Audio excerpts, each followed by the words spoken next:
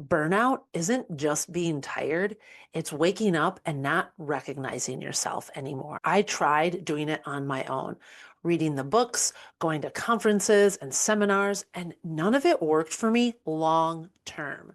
If you're exhausted, stretched thin, and secretly afraid that you might not make it out, this is for you. I'm sharing the same things I've shared with my clients that have helped them to get reconnected to themselves. The cost of trying to push through is emotional exhaustion, not being able to connect with people emotionally, which is probably one of your superpowers. So you don't want to lose that. Another cost of pushing through is physically being drained and physical health challenges that can come up because you continue to push through and also being spiritually and relationally challenged as well.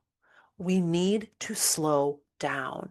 Slowing down is so important. And it's something that I was just at a retreat this weekend and we talked about this, the need to slow down and reminding ourselves how many times when we are rushing, who is deciding that we need to rush? Is it because we think that we always need to be on time, and if we're not on time, then something bad will happen? Are there cases that that is true? Of course there are. Are there cases where that's not true? Yeah. We just need to be reminded of that, especially in the US. We are always in a rush. We always need to get to that next thing. And when we can slow down a little bit and say, it's okay if I don't rush to this next thing, oftentimes what I found in my own life is that I'm not late at all because I took the time to slow down and I'm not only getting there most of the time still on time, I actually feel like myself and I'm not stressed and completely outside of myself. Some of the moments that viscerally feel clear to me of when burnout was taking over is snapping at loved ones. When I am so exhausted and overwhelmed, I tend to snap at my family. Losing my joy, feeling like, someone says, "What do you like to do for fun?" And it's like, when is the last time I had fun? I don't even know the last time. What do I even like to do for fun?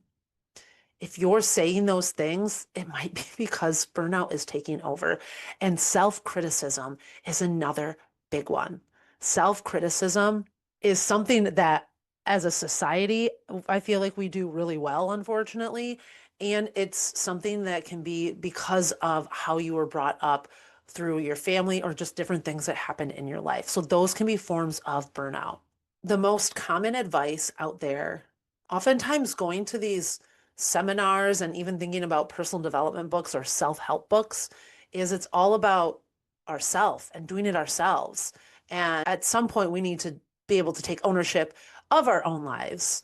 And we're not meant to do this life alone. The most common advice out there often only scratches the surface. For me, sometimes it made things worse because I ended up blaming myself when things didn't work. If it worked for someone else and it's not working for me, it must be me. And that's not okay. And that's what ends up happening is we get into this self-criticism, this self-blame, and that's not helping you at all. Everything shifted when I realized what I was actually missing. One of the first things was my joy. We all have things that bring us joy, and maybe you're having a hard time figuring that out for yourself right now. And some of these things that bring you joy work no matter what else is going on in your life. One of my favorite things to do that brings me joy is dancing in my kitchen. Just throwing on Pandora and just dancing it out in my kitchen. And that can feel kind of like out of character or like, well, I shouldn't be doing this. This isn't okay for me to do, especially when I was burned out or feeling like I needed to be this leader, this person. But it helps me remember that joy is possible. And even now, when I'm feeling overwhelmed and I don't know what to do next, I'll go in my kitchen and dance. Or sometimes I take a nap. Well, a lot of times I will go dance. And what this does is it puts me in this state like I am when I'm in the shower or maybe driving somewhere where all of a sudden you have all these great ideas. Who else gets amazing ideas in the shower? It's because you're so disconnected from everything else that you have the ability to connect with yourself. And the way you connect with yourself is through joy, because oftentimes as children, we are connected to our joy more easily. We don't let the conditioned self, we don't let all these things that have happened to us, they haven't taken over yet. And so when we can connect to our childlike self through joy, it connects us to our authentic selves. And that's where the solutions are, the real solutions are. That's where the fun is. And that's where opportunities that are meant for you show up. So I discovered that joy isn't just a reward. It's not something that you get after you accomplish something. Sometimes you need the joy in order to accomplish the thing. And that's that mindset shift that we need to make, that not everything needs to be a reward.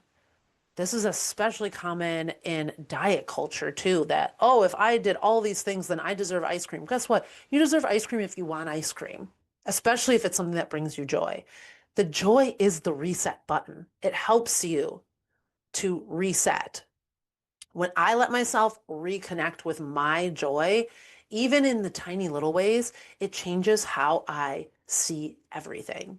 By the way, if you need a reset in your life, I have a 5-step framework that my clients love, and I'll link it in the description of this video or podcast in case you want it. Even with moments of joy, burnout made me feel alone in a crowded room. How many times have people told you, just reach out if you need something? But when you're burned out, that feels impossible. And when you're going through mental health challenges, that feels impossible. And it also can feel like we don't want to bother anyone. I realized I needed more than just one person. I needed community. And community can be so powerful. And this is one way that I think community can be powerful. Community is big right now, which it needs to be. I was just at an event earlier and they were talking about the epidemic of loneliness and how the Surgeon General even put that out. And that's why community is so important. And it's not just about being in a Facebook group, it's about being connected with people and reaching out to each other and being connected in ways that help us to feel seen and known and loved.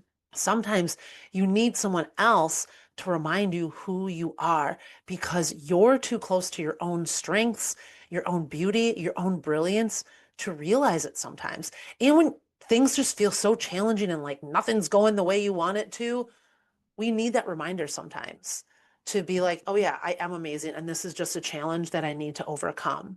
When my community reflects back to me my worth, I start believing in myself again. We need people in our spaces that see us in our authentic selves and reflect that back to us so we can be reminded of our authentic selves. There's one last really important thing to know. Slowing down, finding joy, and building community work the best when you do them together.